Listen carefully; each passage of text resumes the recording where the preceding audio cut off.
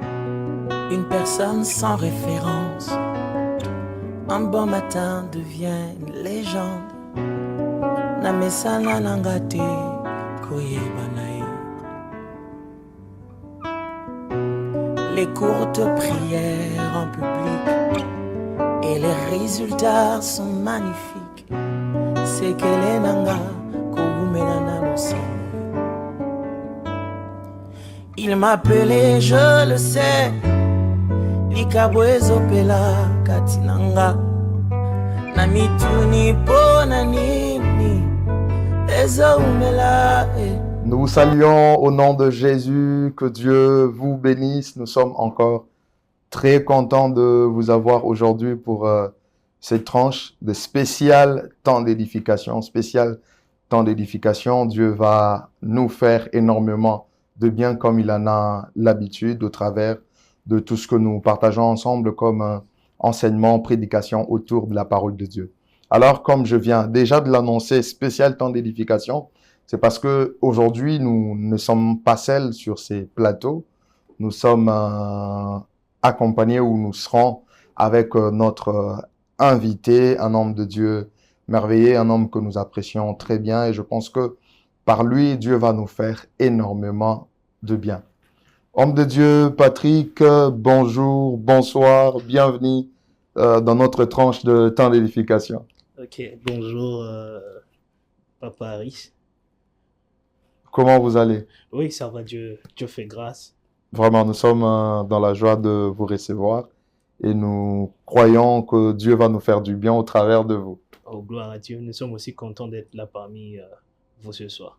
Gloire à Dieu, gloire à Dieu. Alors, préparez-vous, Dieu va nous faire énormément de bien parce que ce soir, nous avons un sujet particulier, un sujet spécial qui porte sur la guérison divine.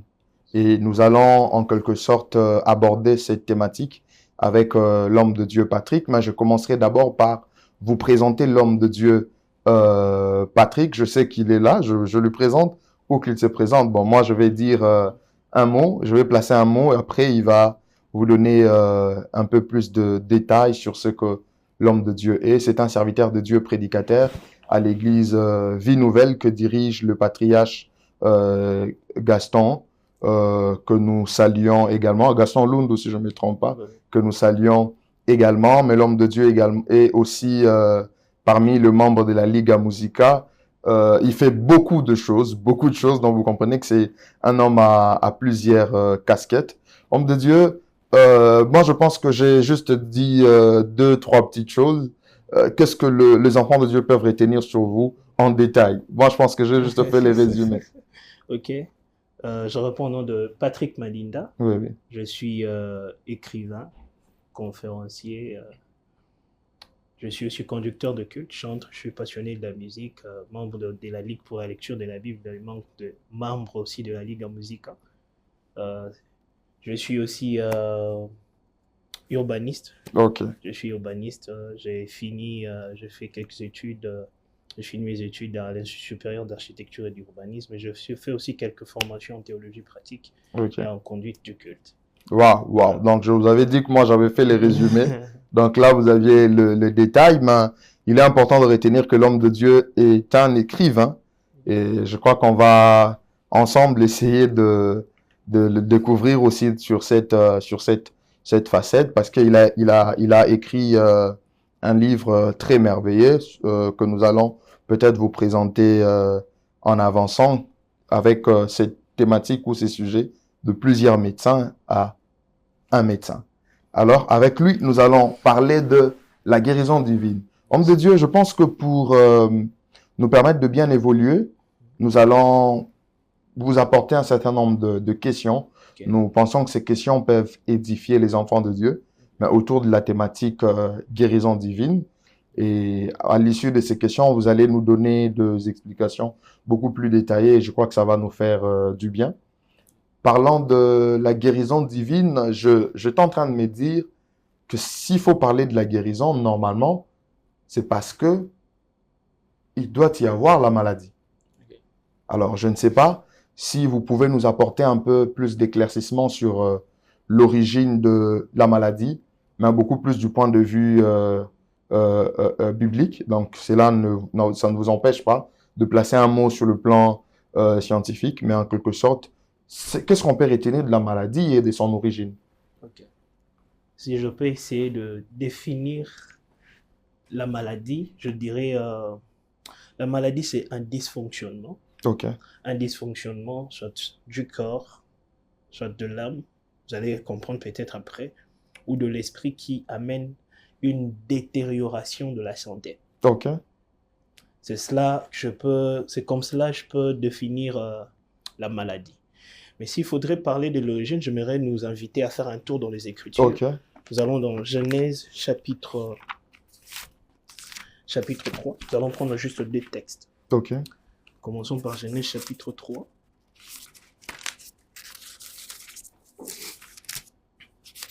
Genèse chapitre 3, versets 3 à 6. Ok, La Bible dit ceci. Moi, je suis dans la version Semeur. ok, Mais celui qui est au milieu, celui qui est au milieu du jardin, Dieu a dit de ne pas manger de son fruit et de ne pas y toucher, sinon nous mourrons. Alors le serpent dit à la femme, mais pas du tout, vous ne mourrez pas. Seulement Dieu sait bien que le jour où vous en mangerez, vos yeux s'ouvriront. Vous serez comme des dieux, décidant de vous-même ce qui est bien ou mal. Le verset 6, la Bible dit, alors la femme vit que le fruit de l'arbre était bon à manger, agréable aux yeux, et qu'il prit donc de son fruit et en mangea. Elle donna aussi à son mari qui était avec elle, et il en mangea. Prenons Genèse chapitre 2, le verset 17. La Bible dit ceci, au verset 17.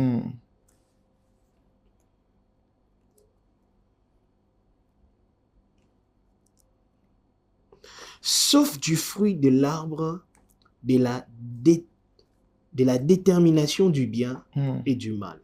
De celui-là, n'en mangeras pas, car le jour où tu en mangeras, tu mourras. ok, Ici, nous sommes à la création. Lorsque Dieu a créé l'homme et la femme, Dieu le plaça dans le jardin. Lorsqu'il les plaça dans le jardin, il leur dit ce qu'ils devaient faire dans le jardin, il leur donna les instructions. Et Dieu avait dit à l'homme que vous allez manger tous les fruits que vous allez voir dans le jardin, tous les fruits des arbres qui se trouvent dans le jardin, sauf celui qui est au milieu. Vous allez point le manger, le fruit de l'arbre de la connaissance du bien et du mal. Car le jour où vous allez en manger, vous allez mourir. Alors, lorsque les Seigneurs parlaient de ces termes dans le livre de Genèse, mourir, ce n'était pas de la mort physique dont il parlait. ok, C'est-à-dire, le jour où vous allez en manger, il y aura une séparation entre moi et vous.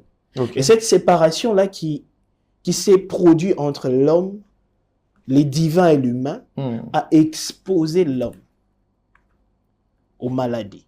ok, Voilà. A exposé l'homme. Cette séparation-là, la mort, amène tous les agents qui l'accompagnent, y compris la maladie. Donc, ok, cela a commencé dans le jardin, le jour où l'homme et la femme ont mangé le fruit de la connaissance du bien et du mal. Leur séparation avec Dieu les a rendus vulnérables, les a exposés à la mort. Et parmi les agents ou les éléments qui accompagnent la mort, il y a aussi la maladie. Wow, wow. En termes d'origine de la maladie, donc ça remonte du jardin, Ça remonte du jardin d'Éden. Mais il y a aussi quelque chose de très important que vous avez soulevé. Vous avez défini la maladie comme une détérioration, mais qui peut être dans le corps, dans l'âme et dans l'esprit. Oui. Parce que non, on peut se dire que quand on parle de la maladie, c'est juste au niveau du corps. Donc nous nous rendons compte que ça va au-delà du corps. Voilà. La maladie touche la vie de l'homme. Ok, dans son intégralité.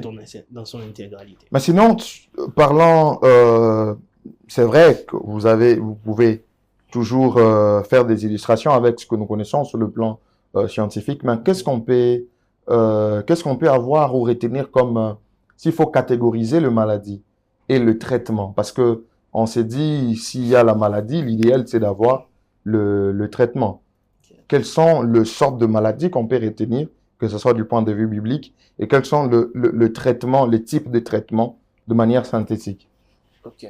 S'il faut parler d'une manière brève, euh, catégoriser les maladies, je dirais, les médecins ont leur manière de catégoriser les maladies dans plusieurs cours en médecine. Si vous essayez de visiter leur faculté, vous allez voir. C'est difficile vraiment de catégoriser les maladies, mais d'une manière brève, en tant que lecteur de la Bible, en tant qu'enfant de Dieu, moi je pourrais catégoriser les maladies en trois grandes parties. En utilisant la constitution de l'homme, comment l'homme est composé. Parce que l'homme est un esprit possédant une âme et habitant un corps. Certains parlent que l'homme est corps, âme et esprit. En allant de ces trois éléments dont nous disons, nous pouvons comprendre déjà qu'il y a des maladies qui peuvent toucher le corps. Et dans les maladies qui peuvent toucher le corps, il y a plusieurs catégories encore que la médecine nous disent, nous présente. Il y a des maladies génétiques, il y a des maladies traumatiques, il y a plusieurs sortes de maladies. Avec des concepts compliqués. Avec des concepts compliqués chez le médecin, traumatiques, génétiques. Il y a plusieurs types de maladies en ce qui concerne le corps. Au-delà du corps, l'homme a aussi l'âme. Et l'âme a, pour moi, je dirais toujours l'âme a deux compartiments. L'âme a deux volets. L'âme a une partie émotionnelle et l'âme a une partie qui est purement raison. La partie émotionnelle, c'est pour cela que vous pouvez, dans la partie émotionnelle de l'âme, nous pouvons dire l'homme peut être affecté dans son âme par les blessures intérieures, les chocs émotionnels. Ça fait partie des maladies qui peuvent affecter l'âme. Quand nous parlons de la raison, là où il y a le siège de l'intelligence de l'homme, la réflexion, parce que l'intelligence, ce n'est pas dans l'esprit, c'est dans l'âme. Là, on peut voir la folie, ça touche l'âme. L'ignorance, c'est une maladie qui touche l'âme. Il y a plusieurs maladies qui peuvent affecter l'âme, parce que l'âme a une partie émotionnelle et une autre partie qui est purement raison. Et puis, la troisième catégorie, il n'y a pas plusieurs maladies, il n'y a qu'une seule maladie qui peut affecter l'esprit de l'homme, c'est le péché. Waouh. Et le guérison, comment on appelle le traitement pour la guérison? Divers traitements. Faisons recours à la médecine, puisque nous parlons de maladies, faisons recours à la médecine. En médecine, on nous présente trois types de traitements. Le premier type de traitement, on nous parle des traitements préventifs.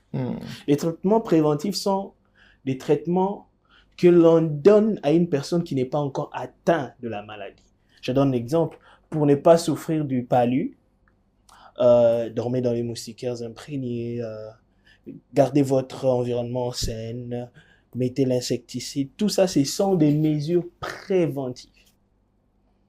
Exemple, on nous disait durant la période de la Covid, donc il faut se laver les mains, la distanciation, le confinement, tout ça c'était des traitements préventifs. Quand est-ce qu'un traitement préventif intervient? Elle intervient avant que vous puissiez être atteint de la maladie. Lorsqu'une personne n'est pas atteinte de la maladie, on peut lui donner un traitement préventif. Évite ceci, évite cela pour ne pas tomber dans cette maladie. Voilà, Dieu donne aussi un traitement préventif. Parce que quand nous lisons dans la Bible, nous allons voir dans plusieurs endroits. Parlons même de la mise en quarantaine. Ça ne commence pas aujourd'hui, ça n'a pas commencé avec la Covid. C'était pas avec Covid. C'était déjà dans Exode. Dans Exode, dans le Pentateuque, lorsque Dieu parle à Moïse, quand une personne sera atteinte de la lèpre, vous allez les prendre, vous allez les placer en dehors du camp. Vous allez les garder loin du peuple.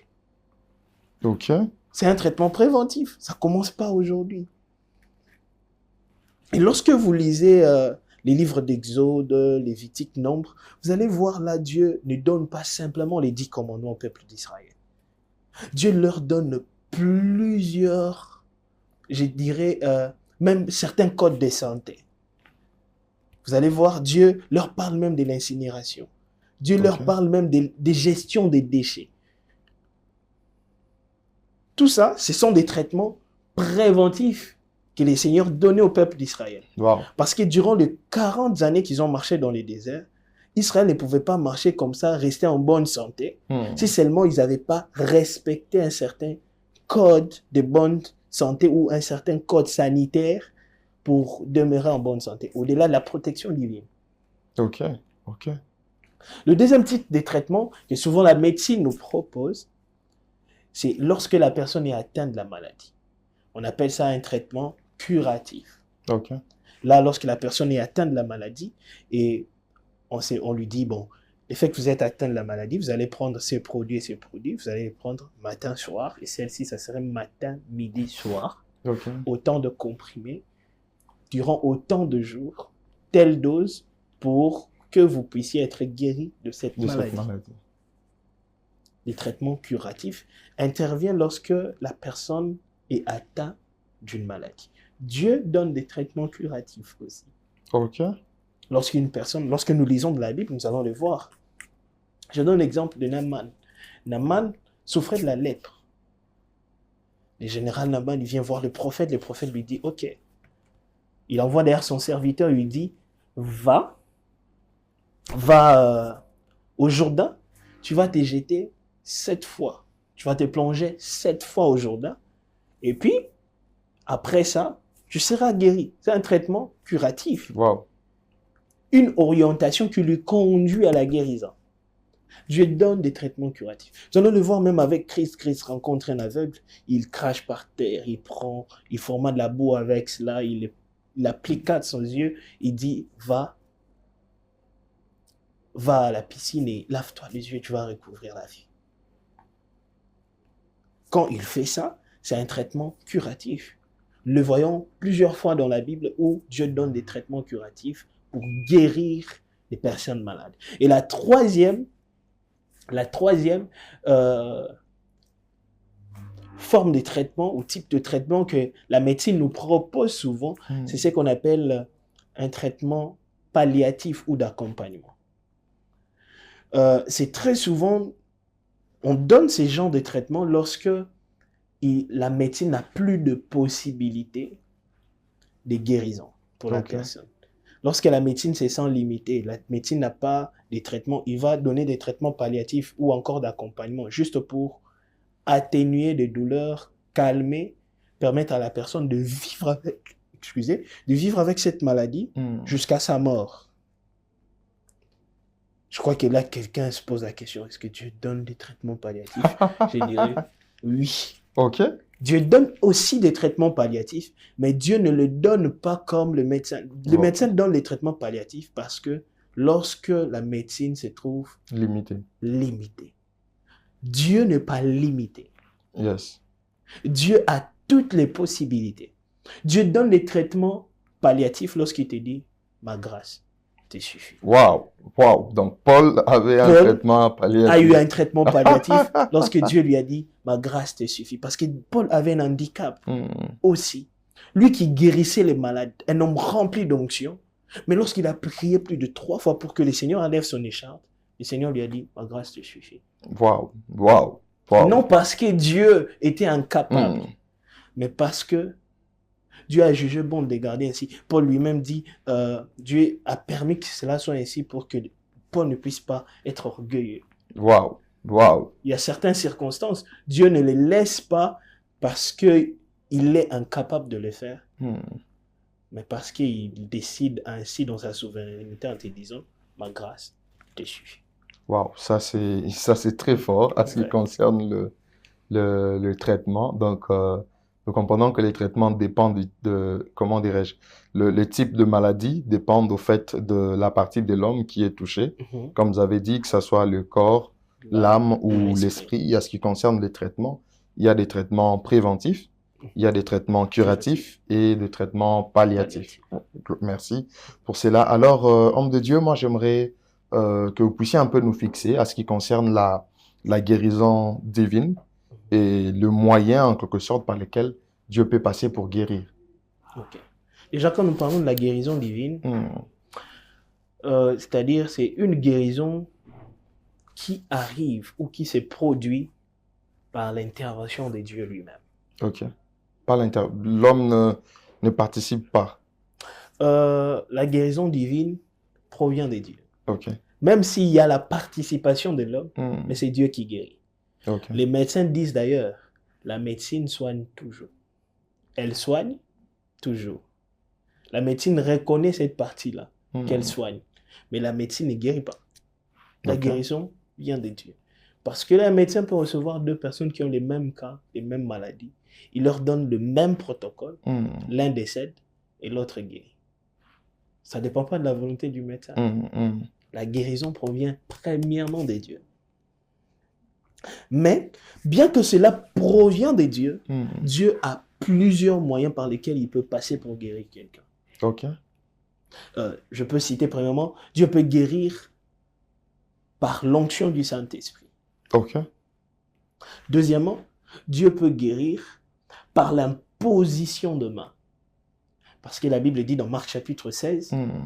vous imposerez des mains aux malades et les malades seront guéris. Parce que là, il est en train de parler des miracles qui vont accompagner les personnes qui auront cru. Quand il parle de tous ces miracles-là, parmi ces miracles, il parle même de la guérison.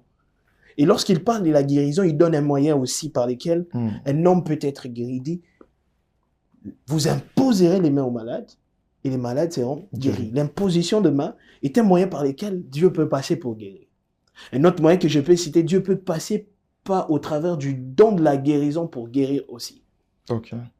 Parce que lorsque nous lisons 1 Corinthiens chapitre 12, quand l'apôtre Paul est en train de parler des dons spirituels, il dit, en ce qui concerne les dons spirituels, je ne veux pas que vous puissiez être ignorants. Hmm. Quand il parle à l'église de Corinthe, il parle des dons et il parle quelque part, il parle de dons de guérison. Hmm. Hmm. Les dons de guérison est aussi le moyen par lequel Dieu dispose aussi un canal par lequel son peuple peut être guéri. Ok. Au-delà de cela, un autre moyen aussi, lorsque nous lisons Jacques chapitre 5, je crois les versets 14 jusqu'au verset 15, là, l'apôtre Jacques est en train de dire quelque chose. Il dit, quelqu'un est-il malade Hmm. parmi vous? Qu'il puisse partir auprès des anciens et qu'on puisse lui oindre l'huile et qu'on puisse prier pour lui. Donc, l'onction d'huile et la prière des anciens est aussi un moyen par lequel Dieu peut passer pour guérir. Il y a plusieurs moyens par lesquels Dieu peut passer pour guérir. Il y a exemple le service. Hmm. Le service aussi est un moyen par lequel Dieu peut passer pour guérir. Lorsque nous lisons Exode chapitre 23, le verset 25, la Bible dit, vous me servirez l'Éternel votre Dieu, Hmm. je bénirai vos pains, vos eaux, et je loignerai la maladie. Wow, le service de Dieu. Le service. C'est pour ça que je profite dire à tout enfant de Dieu de servir les seigneurs. Ok. C'est bien d'être enfant de Dieu, mais c'est encore beaucoup mieux quand tu te retrouves dans le champ de l'Éternel, tu les sers. Parce que les services a plusieurs bénéfices. Le service a plusieurs bénédictions aussi qui l'accompagnent. Lorsque vous servez les seigneurs, la guérison divine est votre partage. Parce qu'il dit, vous me servirez. C'est une promesse qui ne rate pas. Vous me servirez l'Éternel, votre Dieu, et moi je bénirai vos pains, et j'éloignerai la maladie du milieu de vous. Si je peux encore citer un dernier moyen par lequel Dieu peut passer aussi pour guérir, je ne dis pas c'est exhaustif. Dieu peut utiliser l'un de ces moyens pour vous guérir. Il peut se choisir l'un de ces moyens, l'un de ces canaux pour vous guérir. Mais je préfère citer un dernier moyen pour ce soir par lequel Dieu peut passer aussi pour guérir. Prenons Psaume plutôt, chapitre 41. C'est un moyen par lequel beaucoup aussi peuvent ignorer donc, en ce qui concerne la guérison divine. Psaume, chapitre 41, le verset 1er à 3. La Bible dit ceci. Au chef de chœur, psaume de David.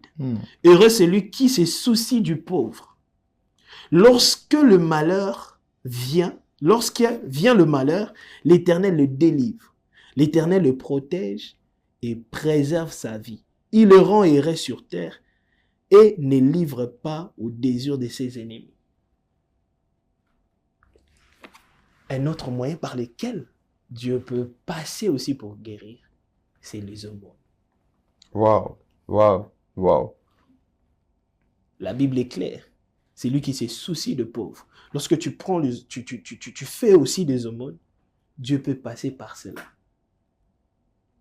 Parce qu'il dit au jour du malheur. La maladie, c'est un malheur qui peut frapper à ta porte. Ok. Lorsqu'elle intervient, à ce jour-là, Dieu peut se souvenir de cela et il peut te délivrer.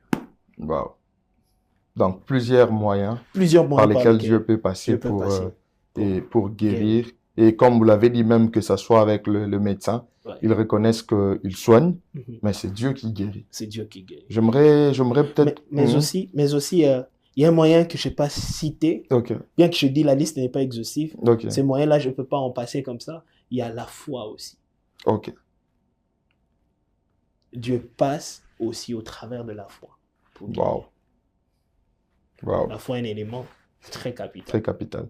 Mais j'aimerais qu'on reste un peu sur l'onction du Saint-Esprit. Nous voyons dans Marc chapitre 16, on dit « Vous imposerez les mains aux malades et ils seront guéris ». Est-ce que vous pensez que ce texte est encore d'actualité? Parce que certains, même dans les domaines théologiques, disent que le temps de miracles et des surnaturels est déjà passé. Est-ce que le don de guérison est encore d'opération aujourd'hui? Et est-ce que c'est seulement pour si ça existe, est-ce seulement pour le pasteur et le prophète, le prédicateur ou tous les enfants de Dieu? Je dirais, ce don-là est d'actualité encore aujourd'hui. Ok. Ce n'est pas passé. Ce n'est pas passé. Parce que, d'ailleurs, dans la dispensation dans laquelle nous sommes censés vivre ces choses au quotidien. Ok. Parce que nous sommes dans la dispensation de l'Église. Qui dit dispensation de l'Église, dit dispensation de l'Esprit. Oui. Parce que c'est dans ce temps ici où le Saint-Esprit est censé se manifester. J'aimerais dire ceci. Dieu, par son amour, la Bible dit, car Dieu a tant aimé le monde qu'il a donné son Fils unique. Parce que Dieu a aimé, par son amour, il le donne Jésus. Christ vient, il travaille pendant 3 ans. Il accomplit sa mission, il finit sur la croix, il meurt, il dit tout est accompli. Il ressuscite après 3 jours. Il reste pendant 40 jours avec ses disciples. Après les avoir enseignés encore durant ces temps-là, la Bible dit, les jours où il part, il dit, je ne vous laisserai pas seul. Je vous enverrai le Consolateur, le Saint-Esprit. Parce que Christ nous a aimés, Christ nous a donné le Saint-Esprit. Le Père nous a donné le Christ. Et le Christ nous a donné le Saint-Esprit. Maintenant, lorsque le Saint-Esprit vient à son tour, par amour, par l'amour qu'il a envers nous, Église, qu'est-ce que le Saint-Esprit fait?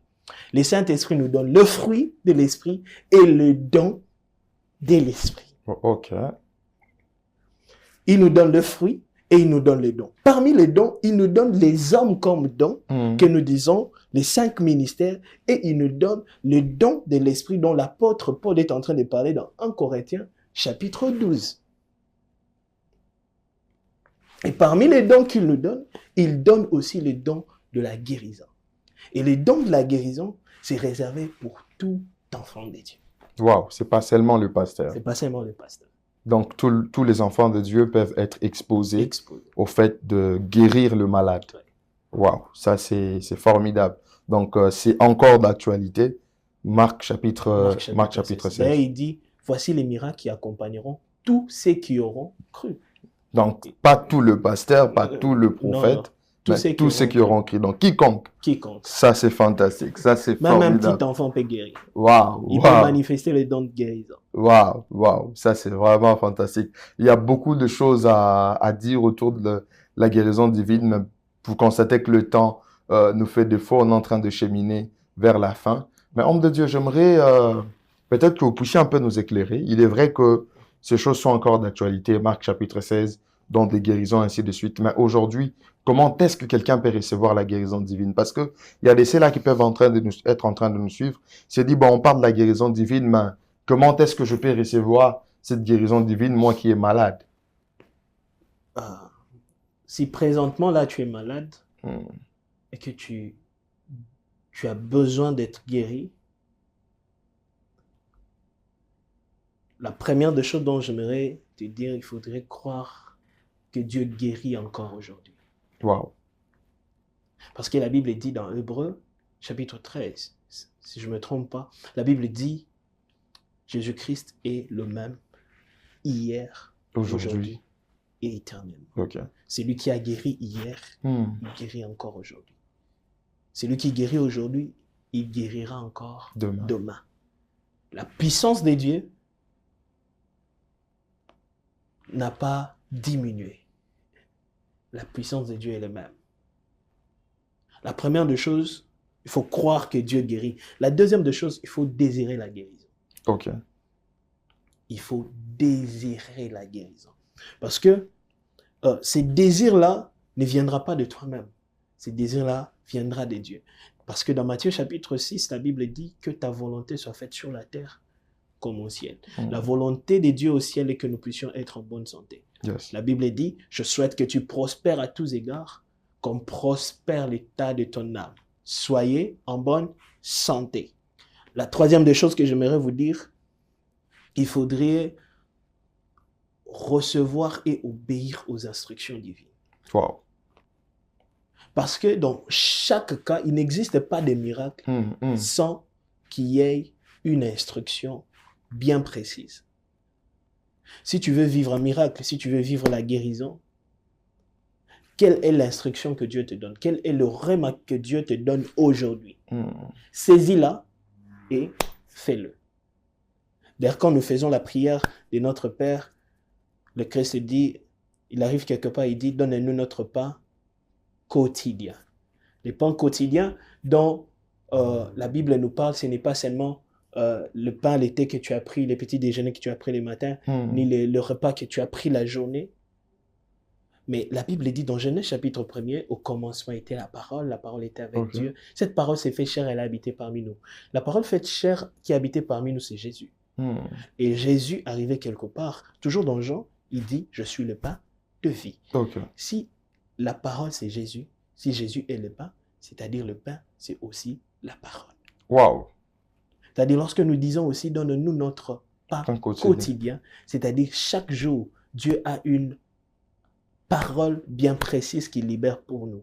Il a une volonté qu'il libère pour nous. Saisis cette parole-là que Dieu libère pour toi aujourd'hui, pour ta guérison. Saisis-la et obéis à cette instruction-là que Dieu te donne et tu vivras la guérison. Ainsi que le dernier élément que j'aimerais souligner, il faudrait aussi avoir la foi. Croire que Dieu peut te guérir aujourd'hui, pas demain, aujourd'hui. Aujourd'hui et maintenant. Waouh. Ça, c'est fantastique. Comment recevoir la guérison? Vous avez compris qu'il faut croire que Dieu guérit encore. Et le deuxième élément, il faut désirer. Il faut désirer. Et au-delà de désirer, il faut avoir... Il faut recevoir. Il faut recevoir et obéir aux instructions divines. La foi. Quatrième, c'est la foi. Ça, c'est très important. Pour vous qui aimeraient recevoir cette guérison, suivez ces éléments. Je pense que ça va faire en sorte que Dieu puisse vous guérir. Mais l'homme de Dieu, on est en train de terminer. Avant, peut-être que vous ne puissiez prier pour le malade parce que nous croyons que Dieu n'envoie pas sa parole seulement en vain. Mais je crois qu'il y a toujours une puissance qui accompagne chaque parole. Dans votre présentation, on l'a si bien souligné que vous êtes également écrivain. D'ailleurs, l'ouvrage que vous aviez publié de plusieurs médecins à un médecin, ça fait déjà quelques années. Mais je pense qu'au sujet de la guérison divine, il y a beaucoup de vérités comme vous l'avez relevé ici. Moi, personnellement, j'ai eu à lire l'ouvrage il y a déjà quelques années antérieures. J'étais énormément béni. Je crois que les enfants de Dieu peuvent également être bénis par l'ouvrage que vous avez publié. Je ne sais pas si vous pouvez placer un mot là-dessus et faire comprendre aux enfants de Dieu comment ils peuvent se procurer encore le livre, s'il y a encore des exemplaires. Ok. Si vous désirez le livre, vous pouvez nous contacter directement, passer votre commande soit par mail dans madpatrick3@gmail.com, madpatrick3@gmail.com, ou alors nous contacter via ces numéros, le plus 243 81 31 65 159, plus 243 81 31 65 159. Si vous voulez passer à une adresse physique Oui. pour vous procurer du livre, vous pouvez passer à l'église Terre Sacrée, OK.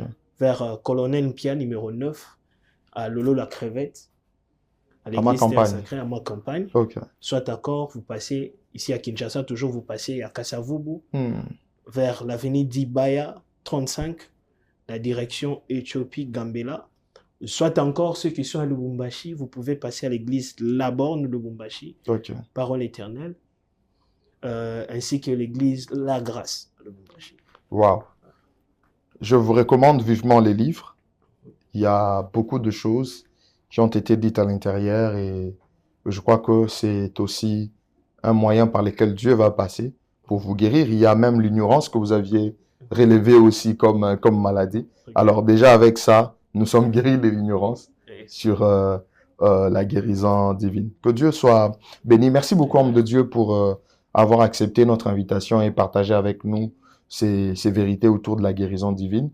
Moi, j'aimerais vraiment que vous puissiez prier pour nous, prier pour les enfants de Dieu qui nous suivent en ces moments. Quelqu'un peut être malade, c'est vrai. Il a suivi comment il peut recevoir sa guérison. Mais tel que vous l'avez si bien dit, il y a l'imposition de main, il y a la foi. Et je crois aussi que par la prière que vous allez faire, Dieu va toucher quelqu'un. J'aimerais que vous puissiez prendre quelques petits moments, si vous pouvez prier, vous adresser à Dieu pour ceux qui nous suivent. Ok. J'aimerais nous inviter à tous les bien-aimés. Tu peux être à l'hôpital, à la maison, peu importe à l'endroit où tu es. L'onction ou la main de Dieu peut te toucher de là où tu es. Yes.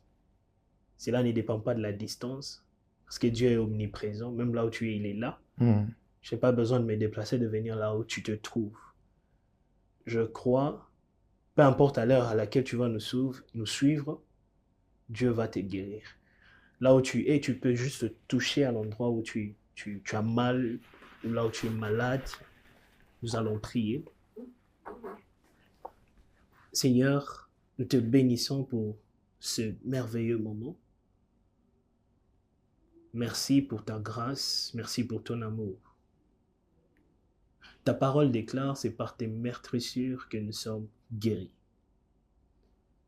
Laisse que cette parole puisse prendre vie dans la vie de mon frère, de ma sœur, qui est maintenant présent, en train de nous suivre, étant malade, ayant de douleurs, des têtes, de dos, de ventre, je ne sais où. Mais peu importe la maladie que mon frère ou ma soeur a maintenant, j'ordonne à cela de la quitter ou de les quitter maintenant au nom de Jésus-Christ. Au nom de Jésus-Christ. Qu'ils soient tous guéris dans le nom de Jésus. Nom de Jésus. Car il est écrit dans ta parole, je souhaite que tu prospères à tous égards comme prospère l'état de ton âme. Je déclare dans le nom de Jésus que ces maladies vous quittent maintenant au nom de Jésus. Nom de Jésus. Que ces douleurs qu'il y avait dans votre corps vous quittent maintenant. Que ces myomes sont en train de disparaître. Que ces kystes sont en train de disparaître. Que cette maladie ne va plus revenir. Ça ira et ça ne reviendra plus jamais dans le nom de Jésus. Peu importe sa source. Car il est écrit dans la parole du Seigneur, dans le nom de Jésus, tout genou fléchit. Yes. Que cette maladie puisse fléchir maintenant devant le nom de Jésus et que ça puisse quitter ton corps et que tu sois guéri. Alors que je suis en train de parler, que tu es sous l'influence de ma voix et que tu vives ton miracle maintenant, que tu sois guéri dans le nom de Jésus. Au nom de Jésus. Sois guéri au nom de Jésus et sois en bonne santé.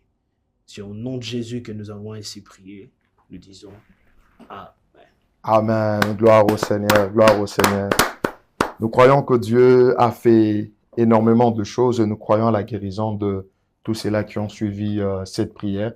Nous vous remercions infiniment, homme de Dieu, Patrick Madinda, pour accepter d'être avec nous pour cette tranche de spécial temps d'édification. Nous avons été bénis par ce message sur la guérison divine. Que Dieu vous rende vraiment au centuple. Et nous croyons qu'à la prochaine, nous serons encore ensemble. Lorsque Dieu nous donnera cette opportunité, ça sera encore un plaisir. C'est une première fois d'être avec nous dans spécial temps d'édification. Mais je crois que c'est pas la dernière fois. C'est pas la dernière fois. Dieu Voilà. nous fera encore grâce. Merci beaucoup, homme de Dieu. Alors, que Dieu vous bénisse, vous qui nous aviez suivis, que la grâce de Dieu soit avec vous. Nous nous retrouvons très prochainement et nous croyons que Dieu va continuer à nous édifier. Merci, au revoir.